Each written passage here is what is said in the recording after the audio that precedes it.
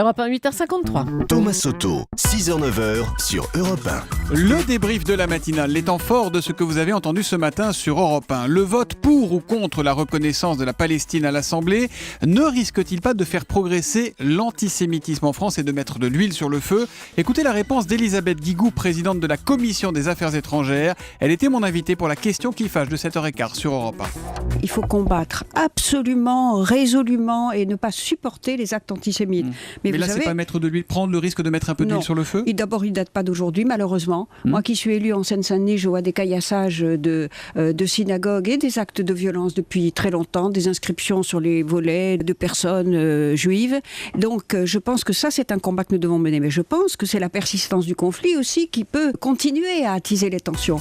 Un petit dernier pour la route du Rhum, il s'appelle Vincent Lantin, il arrivera dans les prochaines heures en Guadeloupe, à Pointe-à-Pitre, après un mois de navigation. Écoutez-le, il s'est confié à notre journaliste spécialiste de la voile, Corinne Boulou, c'était à 7h30 tout à l'heure sur Europe 1. Il m'indiquait hier lors d'un contact téléphonique difficile à l'approche de la Guadeloupe, lire tout ce qui lui passait sous la main pour passer le temps, de la notice GPS à celle du radeau de survie, après avoir lu 2 fois les romans qu'il avait embarqués. Tout se passait à la moulinette, je les ai même quasiment lus 2 fois pour certains, et là j'ai plus de livre. J'ai lu la notice du GPS, la notice du radar, mon manuel de survie qui est dans le radeau, enfin ça fait passer le temps.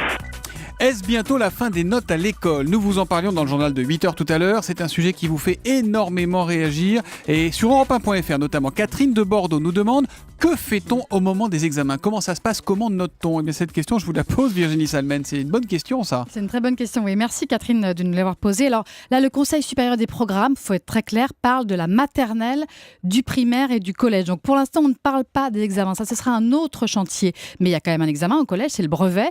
Et donc l'idée, c'est de revoir aussi l'évaluation de ce brevet. Ce ne serait pas des examens sur toutes les matières comme aujourd'hui, ce serait une épreuve unique, transversale, pour s'assurer que tout ce qui a été enseigné au collège a bien été assimilé par les élèves. On est d'accord que ce rapport, pour l'instant, il est sur le bureau d'un ministre, hein, c'est pas tranché, c'est pas décidé. Absolument Virginie pas. Salmen. Ce sont des propositions. Je vous le disais, ça fait énormément réagir aussi sur Twitter. La suppression des notes sera un bouleversement et une avancée pédagogique énorme, mais il faudra former les profs, remarque JC.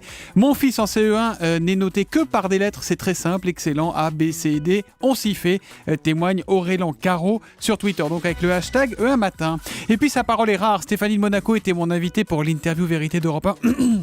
Pardon, à 7h45. Et je lui ai demandé à la princesse comment elle vivait cette image de princesse rebelle. Je n'ai jamais blessé personne, ni ma famille, ni personne. J'ai peut-être fait des choses que les gens ne s'attendaient pas, parce que c'est vrai, quand on écrivait des contes de fées, il n'y avait pas la télévision, il n'y avait pas la musique, il n'y avait pas plein de choses. Donc je ne pense pas avoir été une rebelle. J'ai vécu comme une femme de mon époque. À chaque âge que j'ai traversé, j'ai vécu comme une autre femme de mon âge, ou une autre jeune fille de mon âge. Juste que moi, c'était public. Voilà, Stéphanie de Monaco qui était avec nous tout à l'heure à 7h45 et on se souvient évidemment de ça.